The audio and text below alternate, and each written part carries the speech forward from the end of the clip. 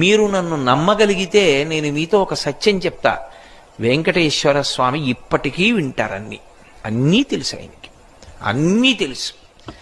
ఎవరిని కొండ మీదకి రానివ్వాలో తెలిసి, ఎవరిని రానివ్వకూడదో తెలుసు. ఎవరు తనకి పరమభక్తుడో తెలుసు, ఎవరు భక్తుడు కాడో తెలుసు.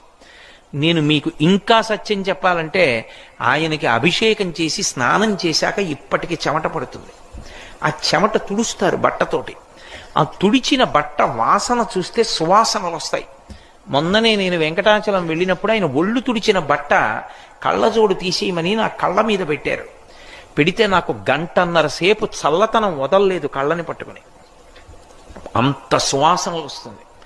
దివ్యమూర్తి.